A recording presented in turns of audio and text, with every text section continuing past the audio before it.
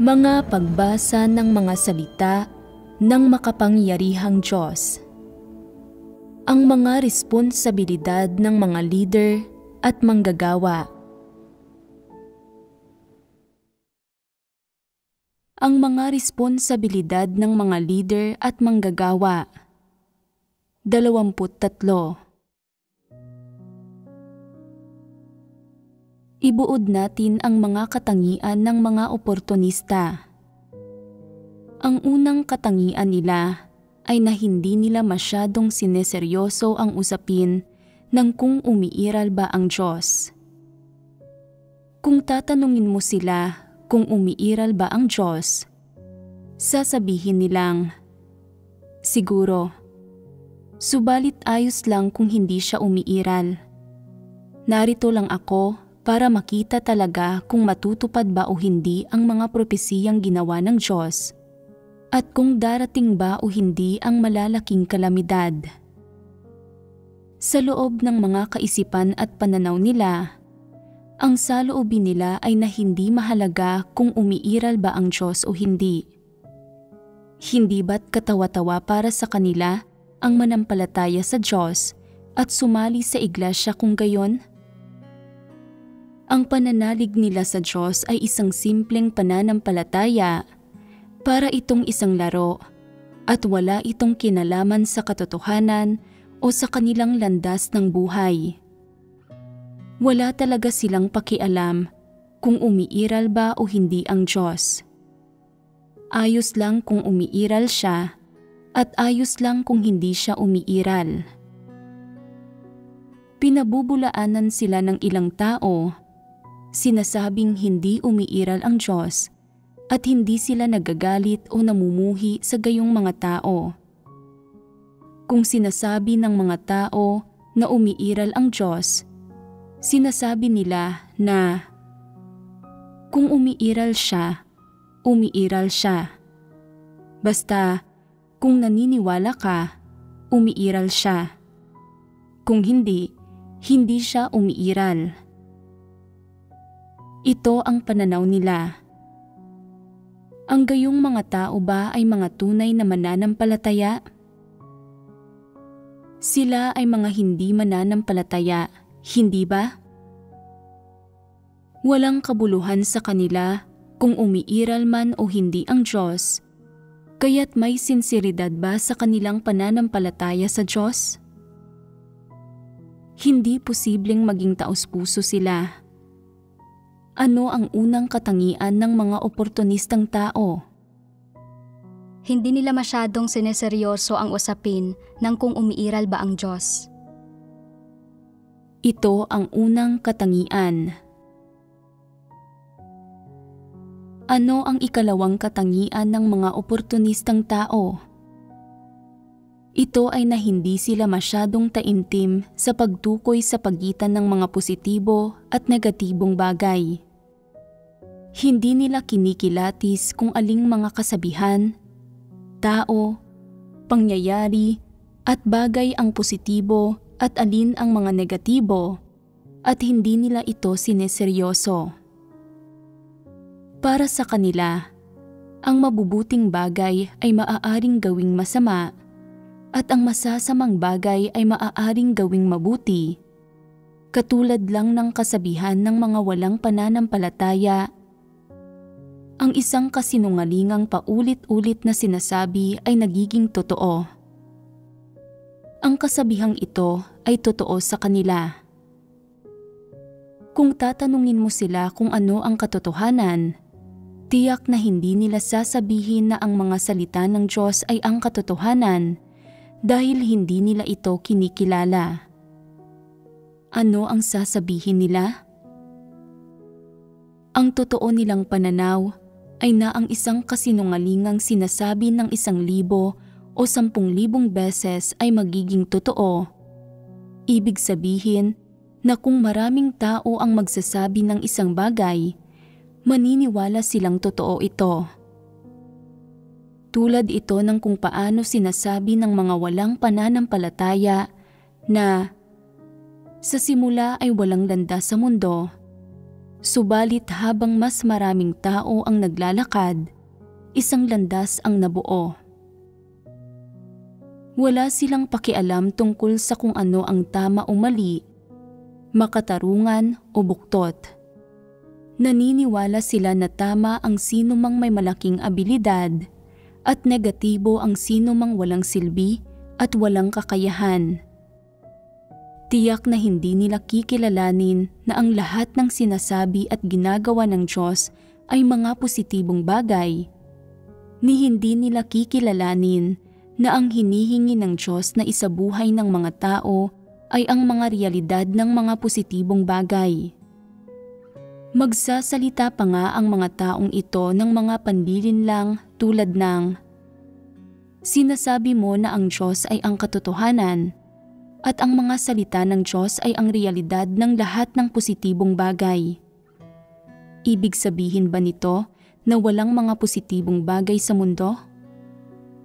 Hindi ba't may mga positibong bagay at katotohanan din sa mundo? Hindi ba't kalokohan ito? Hindi ba't isa itong panlilinlang? Hindi ginagamit ng mga taong ito ang mga salita ng Diyos bilang pamantayan para sa kanilang mga salita o pagkilos.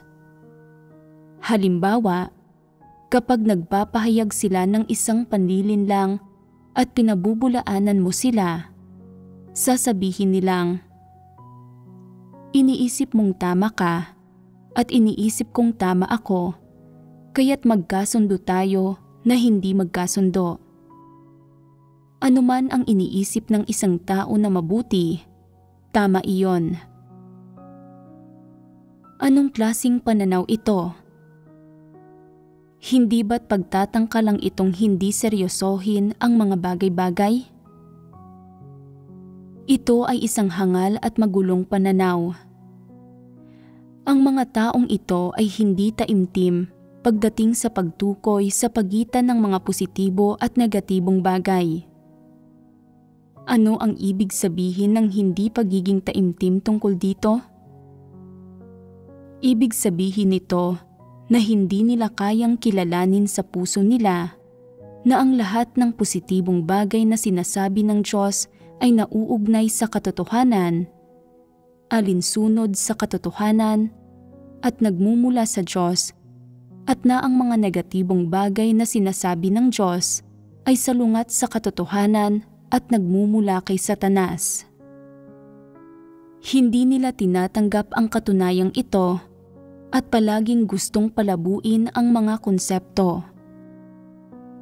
Para maiwasang makilatis ng iba at makondena, hindi sila kailanman taimtim sa pagtukoy sa pagitan ng mga positibo at negatibong bagay. Hindi nila kailanman inilalantad ang kanilang mga tunay na pananaw at palagi silang nagsasalita ng malabo. Hindi kailanman sinasabi sa mga tao kung ano talaga ang iniisip nila. Iba-ibang mga bagay ang sinasabi nila, depende sa kung sino ang kausap nila. Ganap na umaayon sa sitwasyon batay sa pangangailangan. Ang mga taong ito, sa lahat ng aspekto, ay hindi interesado sa katotohanan o sa pag-iral ng Diyos. Ito ang ikalawang pagpapamalas ng mga oportunistang tao. Hindi sila masyadong taimtim sa pagtukoy sa mga positibo at negatibong bagay. Ano pang ibang mga katangian mayroon ang mga oportunistang tao na ito? Palaging pipiliin ng mga taong ito kung mananatili o aalis ba sila batay sa kung paano umuusad ang mga bagay-bagay. Yamang partikular silang bihasa sa pag-angkop sa mga sitwasyon. Nang sumali sila sa iglesia, nakagawa na sila ng sapat na paghahanda para sa kanilang estratehiya sa pag-alis at sa kanilang kinabukasan dahil naplano na nila ang bawat hakbang. Sa kanilang puso, nagkakalkula at gumagawa sila ng mga plano tungkol sa kung ano ang gagawin kung matutupad ang mga salita ng Diyos at kung ano ang gagawin kung hindi matutupad ang mga ito matapos ang partikular na bilang ng mga taon. Ang ganitong uri ng tao ay hindi kailanman ganap na naging dedikado sa gawain ng iglesia pagkatapos pumasok sa iglesia. Sa halip, palagi nilang pinagmamasdan ang paglago ng iglesia, ang saloobin ng iglesia sa kanila at kung paano sila tinatrato nito, at iba pang mga salik para pagdesisyonan ang mga susunod nilang hakbang. Hindi ba't masyadong komplikado ang mga kaisipan ng mga taong ito? Bagamat sumali na sila sa iglesia, palagi silang nagtataglay ng isang pansamantalang perspektiba, gaya ng isang kontraktual na manggagawa na nanatili magpakailanman sa isang kalagayan ng pisikal na naririto, subalit nasa ibang lugar ang pag-iisip. Okupado ang kanilang isipan ng mga pakana at plano. Ang desisyon nilang manampalataya sa Diyos at sumali sa iglesia ay isa lang labag sa loob na kompromiso, hindi isang espiritual na pangangailangan o isang pagnanais na sumunod sa Diyos at tumahak sa tamang landas ng buhay ng tao batay sa pagkilala sa pag-iral ng Diyos. Wala silang pananalig para dito. Ang mga taong ito ay nananampalataya sa Diyos nang may saloobing maghintay at magmasid, nagkakalkula sa kanilang puso. Kung ang pananampalataya sa Diyos ay maghahatid sa akin ng daan-daang pagpapala sa buhay na ito at buhay na walang hanggan sa mundong darating at ng pagkakataong maligtas at makapasok sa kaharian ng langit, susunod ako at mananampalataya. Kung hindi ko matatanggap ang mga ito, lilisanin ko ang iglesia anumang oras at sa anumang sitwasyon, at titigil ako sa pananampalataya. Ganap silang nanampalataya sa Diyos sa oportunistang pag-aasam ng pagkakamit ng mga pagpapala. Kung hindi sila makatatanggap ng mga pagpapala, maaari nilang abandonahin ang kanilang mga tungkulin anumang oras at sa anumang sitwasyon at magplano ng ibang landas para sa sarili nila dahil ang kanilang puso ay hindi kailanman nakaugat sa iglesia, ni hindi talaga nila pinili ang landas ng pananampalataya sa Diyos at pagsunod sa Diyos. Ang mga pangunahing katangian ng mga oportunistang taong ito ay ang tatlong ito. Hindi nila sineseryoso kung umiiral ba ang Diyos. Hindi nila sineseryoso ang pagkilatis ng mga positibo at negatibong bagay. At maaari nilang lisanin ang iglesia sa anumang oras at sa anumang sitwasyon.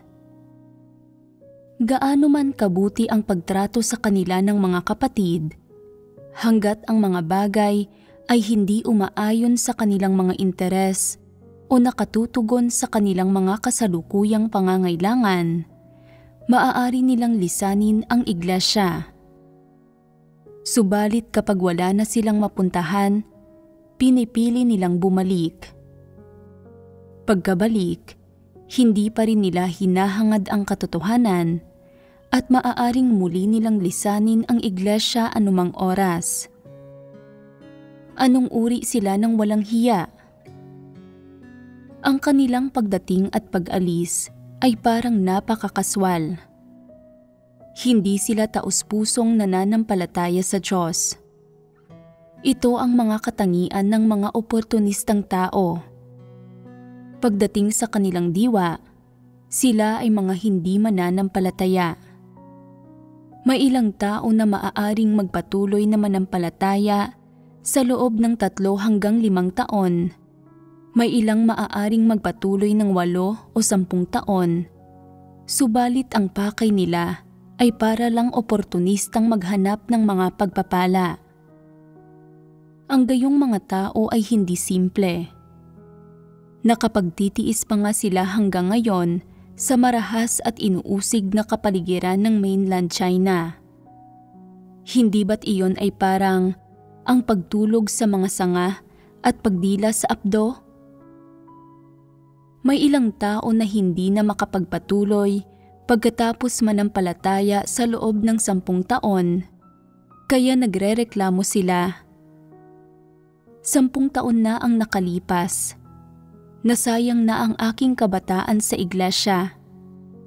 Kung nagsumikap ako sa mundo sa loob ng 10 taong ito, magkano na kaya ang perang kinita ko? Marahil ay naging manager ako at malamang na nagkaroon ako ng napakaraming ari-arian. Pagkatapos ay hindi sila mapakali. Nanampalataya sila sa Diyos sa loob ng 10 taon para lang matugunan ang kakarampot nilang pagkamausisa at pagnanais para sa mga pagpapala. Subalit hindi nila kailanman hinangad ang katotohanan. Dahil dito, wala silang napala. Nagsisisi silang nanampalataya sila sa Diyos at pinaggagalitan pa nga nila ang sarili nila. Sinasabing, "Hangal ka, mangmang ka." Hindi mo tinahak ang malawak at madaling daan, kundi pinilit mong tahakin ang mahirap na rutang ito. Walang pumilit sa iyo. Sariling desisyon mo ito. May ilang tao na kayang umalis kahit matapos manampalataya sa loob ng 10 taon, umaalis sa isang iglap. Pagkatapos na makaraos lang sa lipunan sa loob ng 2 o 3 taon, napagtatanto nilang hindi kasing gaan o kasing daling tahakin ang lipunan gaya ng inakala nila, at ang mundong walang pananampalataya ay hindi kasing makulay at kasing ideal gaya ng inakala nila. Hindi madali para sa kanila na makaraos saan man sa mundo. Pagkatapos itong pag-isipan, napagtanto nilang mas mainam pa rin sa iglesia, kaya't walang kahihiyan silang bumabalik. Pagbalik nila, sinasabi nilang, "Mabuti ang manampalataya sa Diyos. Masama ang mga walang pananampalataya, palaging nang-aapi ng mga tao. Masyadong maraming pagdurusa sa mundo." Sa mga taon na ito, nang hindi pagbabasa ng mga salita ng Diyos, nang hindi pamumuhay ng buhay iglesia, nalugmok ako sa kadiliman, tumatangis at nagngangalit ang aking mga ngipin araw-araw. Nagdusa ako hanggang sa puntong tila hindi na ako tao. Mas mabuting manampalataya sa Diyos. Ipinahahayag nilang mas mabuting manampalataya sa Diyos. Subalit sa katunayan, ito ay dahil narinig nilang masyadong maraming sakuna sa mundong ito at malapit nang makaranas ng isang malaking kalamidad ang sangkatauhan. Walang kwenta ang pagkakaroon ng pera, lupain, mga kotse at mga bahay. Tanging iyong mga may pananalig ang maliligtas. Kaya, bumabalik sila para manampalataya muli sa Diyos. Hindi ba't isa itong oportunista?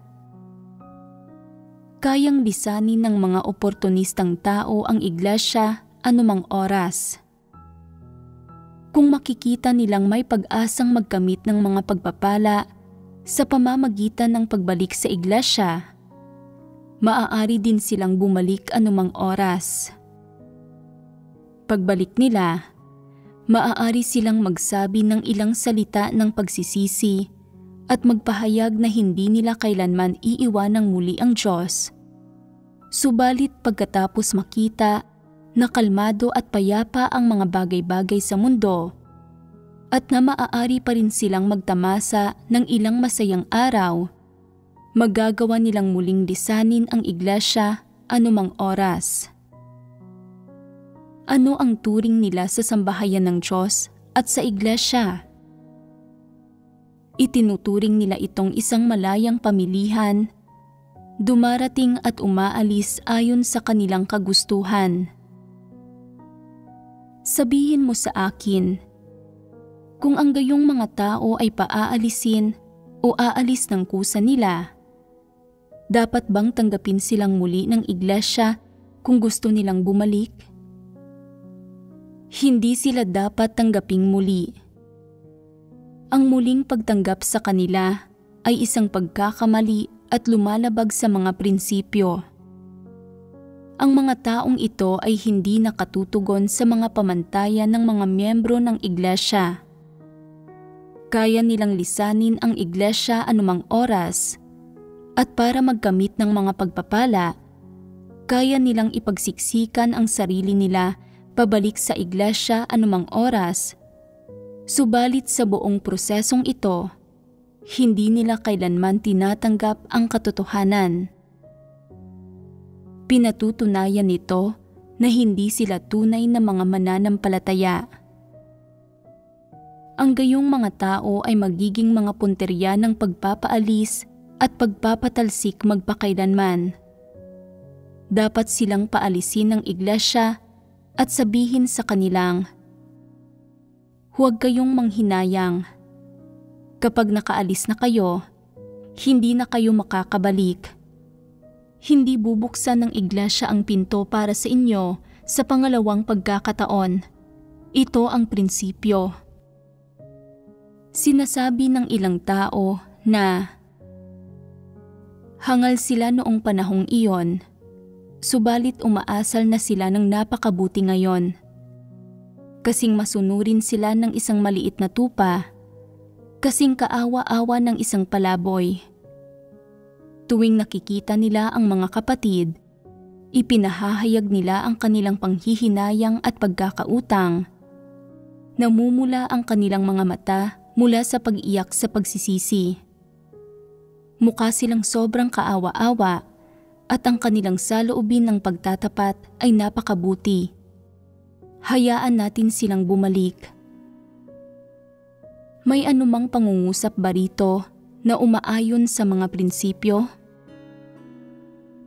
Kahit pagkatapos manampalataya sa loob ng 3 o maging 10 taon, kaya pa rin nilang lisanin ang iglesia ng determinado at walang pag-aalinlangan.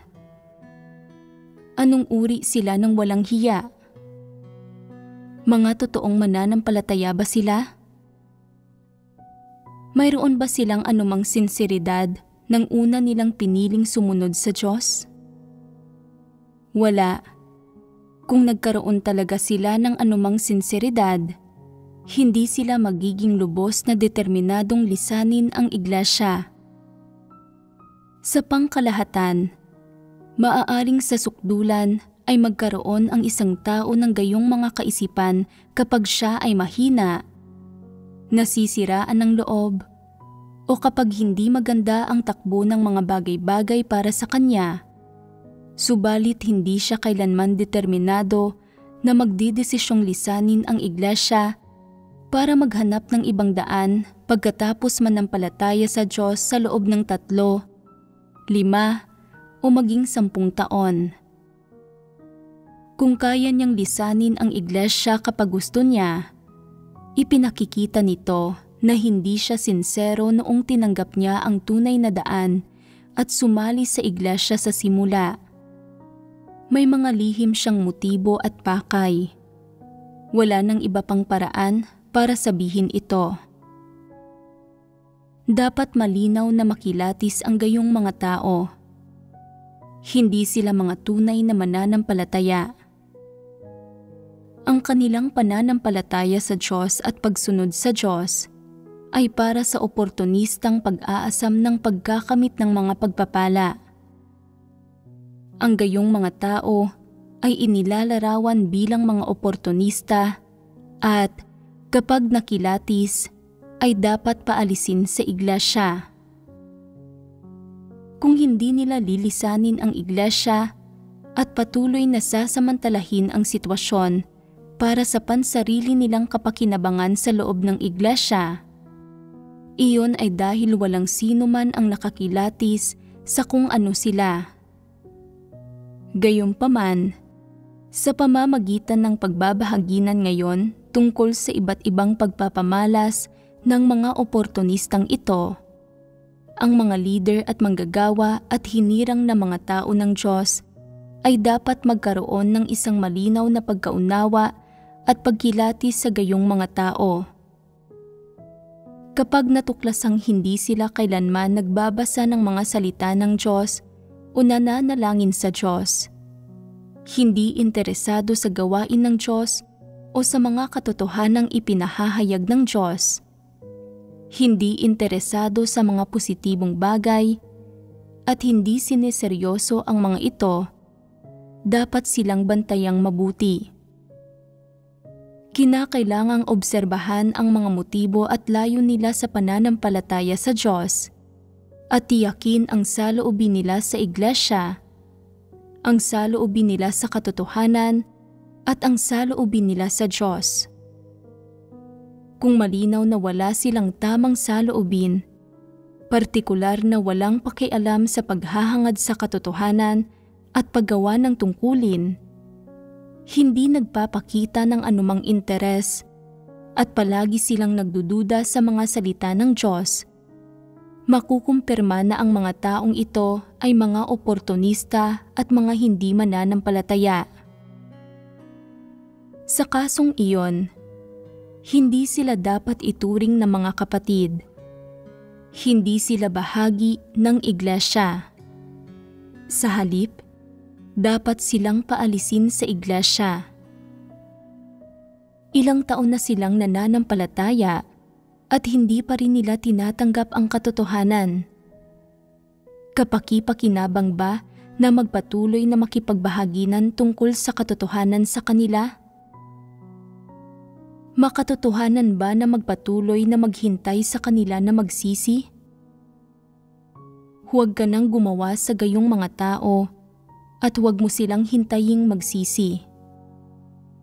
Kung hindi sila handang gawin ang kanilang tungkulin at gusto pa rin nilang patagalin ang pananatili nila sa iglesia nang hindi umaalis, dapat humanap ng paraan ang mga leader ng iglesia para matalino silang maibukod. Angkop ba ito? Kapag ang mga taong ito ay nakilatis bilang mga oportunista, naklasipika na sila sa mga hanay ng iba't ibang masamang tao at mga hindi mananampalataya. Dahil sila ay masasamang tao at mga hindi mananampalataya, natutugunan nila ang mga prinsipyo at kondisyon para mapaalis o mapatalsik mula sa iglesia. Ang pagpapaalis sa kanila ng maaga ay talagang mas mainam kaysa sa pagpapaalis sa kanila ng huli. Makaiiwas sa maraming problema ang pagpapaalis sa kanila ng maaga at hindi na nila kailangan pang makaramdam ng pagkaagrabyado.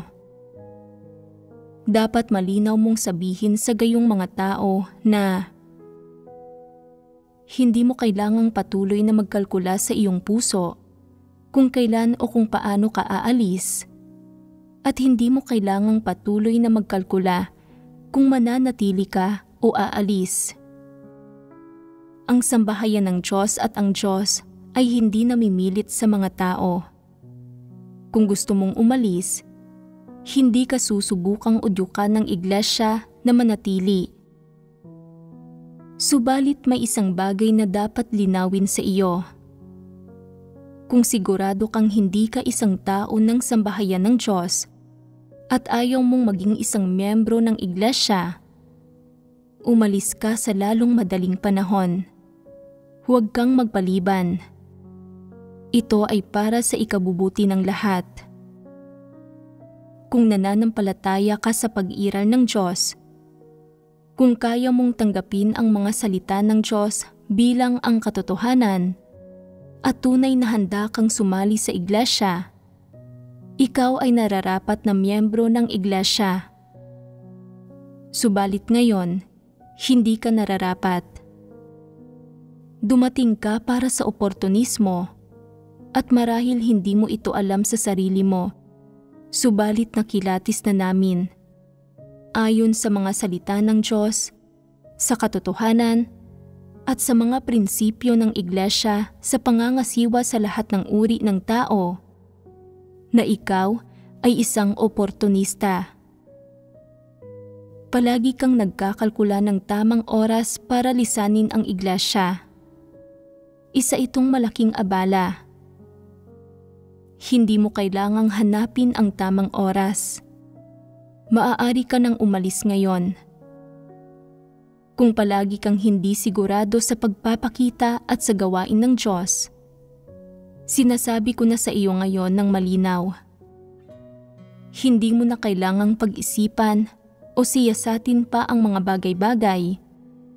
Hindi mo na kailangang patuloy na gawing mahirap ang mga bagay-bagay para sa iyong sarili. Maaari mo na ngayong lisanin ang Iglesia. Bukas ang pintuan ng sambahayan ng Diyos at hindi ka pananatilihin ng sambahayan ng Diyos. Hindi nito pinipilit ang mga tao. Angkop bang gawin ito? Bigyan sila ng daan palabas. Huwag silang hayaang magdusa ng mga pahirap dito araw-araw na gaya ng mga langgam sa isang mainit na kawali. Patuloy na pinahihirapan ang kanilang mga damdamin, kanilang laman, kanilang kinabukasan, at ng isyu ng pananatili o pag-alis.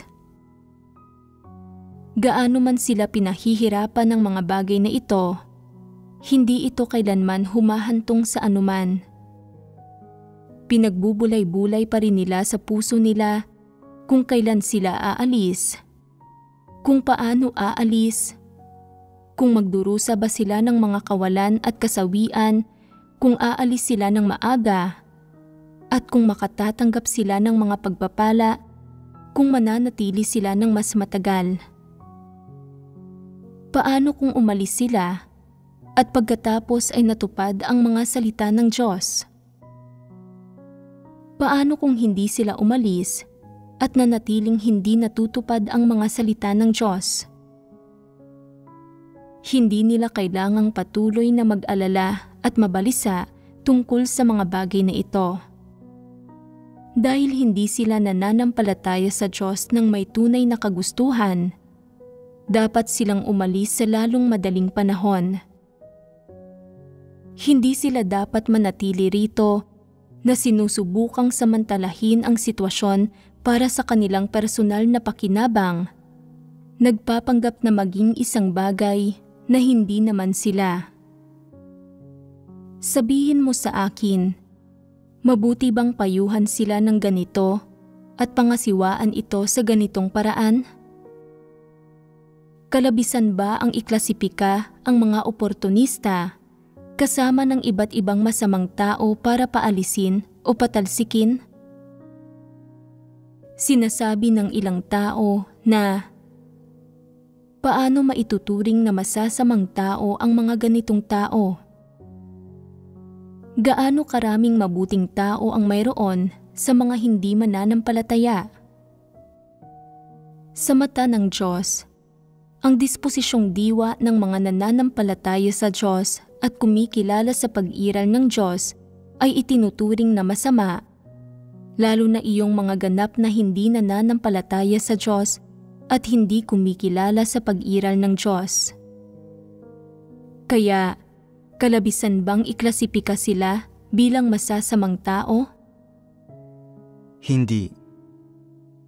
Sa anumang kaso, kahit papaano ay tinatawag pa rin naman silang mga tao, masasamang tao. Sapat na mabuti nang hindi sila kinaklasipika bilang masasamang demonyo.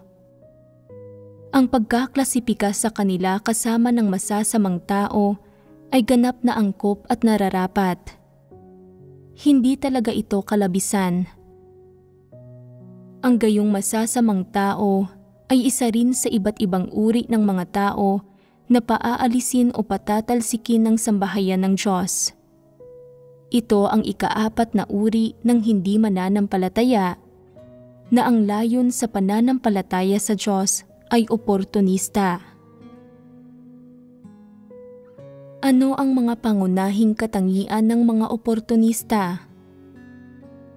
Sa pamamagitan ng inyong mga pakikipag-ugnayan sa mga taong ito at sa pagmamasid sa mga disposisyon, pananaw, saloobin o pagkataong ibinubunyag nila, anong mga pangunahing katangian ang inyong natagpuan? Ibuod ninyo ang mga ito. Sa simula, ang mga oportunista ay nanampalataya sa Diyos hindi upang hangarin ang katotohanan.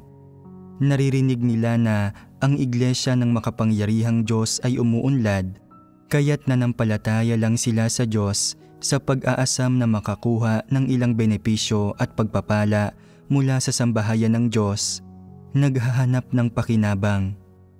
At kung hindi nila matatanggap ang mga bagay na ito pagkaraan ng ilang panahon, gusto nilang umalis. Hindi taos-pusong nananampalataya sa Diyos ang mga taong ito at hindi talaga sila interesado sa pananampalataya sa Diyos. Ano ang pinakamalaking problema sa mga oportunista? Ang pangunahing issue ay na hindi sila interesado sa katotohanan, pero pinaka-interesado sila sa pagkakamit ng mga pagpapala, kaya't pinakamahirap para sa kanila ang tanggapin ang katotohanan. Sinasabi ng ilang tao na hindi mo sila maaaring paalisin o patalsikin dahil lang hindi sila interesado sa katotohanan. Tama? Ang kawalan ng interes ng mga taong ito sa katotohanan ay pangunahing naipakikita sa hindi nila kailanman pagbabasa ng mga salita ng Diyos o pakikipagbahaginan sa katotohanan. Kung may marinig silang isang tao na nakikipagbahaginan sa katotohanan at nagsasalita tungkol sa pagkilala sa sarili o paghahanap sa katotohanan para lutasin ang mga problema, nakararamdam sila ng partikular na pagtutol sa kanilang puso at ganap na hindi sila interesado at nagsisimula silang makatulog. Lubhang tutol sila sa mga bagay na ito at gumagamit pa nga ng walang kabuluhang pag-uusap. Nagsasalita tungkol sa mga sakuna at tinatalakay ang pagpapakita ng Diyos ng mga palatandaan at kababalaghan para guluhin ang iba mula sa pakikipagbahaginan sa katotohanan.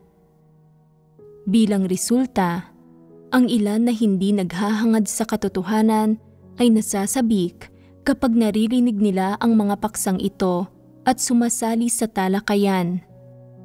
Hindi ba't lantarang panggugulo ito sa buhay iglesia? Bihira silang magbasa ng mga salita ng Diyos sa kanilang pang-araw-araw na buhay, at kapag ginagawa nila ito paminsan-minsan, marahil ito ay dahil may bumabagabag sa kanilang kalooban. Hindi sila interesado sa mga pagtitipon, sa pagkain at pag-inom ng mga salita ng Diyos, o sa pakikipagbahaginan sa mga salita ng Diyos. Ang iniintindi lang nila ay, kailan darating ang araw ng Diyos? Kailan matatapos ang malalaking kalamidad? Kailan natin matatamasa ang mga pagpapala ng kaharian ng langit? Palagi nilang iniisip ang tungkol sa mga bagay na ito. Kung walang tumatalakay sa mga paksang ito, nag-o-online sila para magsaliksik at pagkatapos magsaliksik, sinisimulan nilang ipakalat ang mga bagay na ito sa mga pagtitipon. Napupuno ang kanilang puso ng mga bagay na ito. Hanggat naririnig nila ang iba na nakikipagbahaginan tungkol sa mga paksang interesado sila, maaari silang mag-ambag at sumali sa pagbabahaginan. Subalit sa sandaling makarinig sila ng nilalamang nauugnay sa katotohanan o sa mga salita ng Diyos, ayaw nilang makinig. Nagsisimula silang makatulog at umaalis pa nga ang ilan, habang ang iba ay nagsisimulang hindi mapakali. Nagpapakita sila ng lahat ng uri ng pangit na ekspresyon. Sinasabi mong, magbahaginan tayo ng mga salita ng Diyos. Sinasabi nilang, nauuhaw ako, kailangan kong uminom ng tubig. Sinasabi mong, magbahaginan tayo tungkol sa pagkilala sa sarili. O, magbahaginan tayo tungkol sa mga detalye ng paggawa ng mga tungkulin. Tingnan natin kung ano ang sinasabi ng mga salita ng Diyos tungkol dito at kung ano ang mga katotohanang prinsipyo. Sinasabi nilang, may gagawin ako, aalis na ako, magsaya kayo sa inyong pag-uusap. Naghahanap sila ng lahat ng uri ng palusot para hindian at tanggihan ang pakikipagbahaginan sa mga salita ng Diyos at sa katotohanan. Malinaw na inilalantad nito ang katunayang hindi lang nila hindi minamahal ang katotohanan, kundi tutol din sila at nilalabanan nila ang katotohanan mula sa kaibuturan ng kanilang puso. Sa tuwing ang mga salita ng Diyos, ang katotohanan ay nababanggit, hindi sila hayagang sumasalungat o nakikipagtalo, kundi naghahanap sila ng iba't ibang palusot para tanggihan at iwasan ang mga ito. Hindi ba't malinaw na ipinapakita ng mga pag-uugaling ito na sila ay mga oportunista? Hindi ba't malinaw na ipinapahiwatig ng mga ito na sila ay mga hindi mananampalataya, nananampalataya sa Diyos para sa isang partikular na pakay, para sa oportunismo? Sinasabi ng ilang tao na sinasabi mong sila ay mga hindi mananampalataya at hindi taos-pusong sumusunod sa Diyos. Kung gayon, bakit nagagawa nilang manampalataya hanggang ngayon at nagsusumika pa rin sila at nagtitiis ng paghihirap para sa gawain ng iglesia? Hindi pa ba sapat ang mga pag-uugaling kababanggit lang natin para masagot ang tanong na ito? Ang mga pag-uugaling ito ay sapat na para patunayan na tumpak ang ating pagkilatis at paglalarawan sa kanila. Sa makatwid, para masukat kung ang layon ng isang tao sa pananampalataya sa Diyos ay oportunista, dapat mong sukatin at kilatisin ito batay sa kanyang saloobin sa Diyos, sa gawain ng Diyos, sa katotohanan, at sa mga positibo at negatibong bagay. Ito ang pinakatumpak. Hindi tumpak at hindi objektibo na sukatin ito sa pamamagitan ng kanyang panlabas na pag-uugali at mga kilos. Tanging ang kanyang tunay na panloob na mga kaisipan at ang kanyang saloobin sa Diyos at sa katotohanan ang nagbubunyag sa mga issue. Ang mga ito lang ang mga pinakatumpak na pamantayan para sa paglalarawan kung anong uri siya ng tao. Ngayon, talaga bang malinaw na sa inyo ang tungkol sa diwa niyong mga taong ang layon sa pananampalataya sa Diyos ay oportunistiko? Nakatagpo na ba kayong lahat ng ilang taong tulad nito? Mas mabuti para sa gayong mga tao na umalis sa lalong madaling panahon. Kung tunay na handa silang magserbisyo, maaari silang panatilihin ng may pag-aatubili. Gayunpaman, kung hindi nila ginagawa ang kanilang mga tungkulin at hindi kayang magbigay ng anumang serbisyo, kundi nagdudulot ng mga kaguluhan at may negatibong epekto sa gawain ng iglesia at buhay iglesia, dapat silang paalisin sa lalong madaling panahon. Ito ang prinsipyo sa pagpapaalis sa mga hindi mananampalataya. Kailangan ng sambahayan ng Diyos ng mga taong taus-pusong nananampalataya sa Diyos at nagmamahal sa katotohanan. Kailangan nito ng mga tapat na tagapagserbisyo. Tiyak na hindi nito kailangan ng mga hindi mananampalataya o iyong mga nagmamasid ng may pag-aalinlangan para maparami ang bilang. Hindi rin kailangan ng iglesia ang sinuman para punan ang bilang. Dito natin tatapusin ang pagbabahaginan natin tungkol sa paksang ito.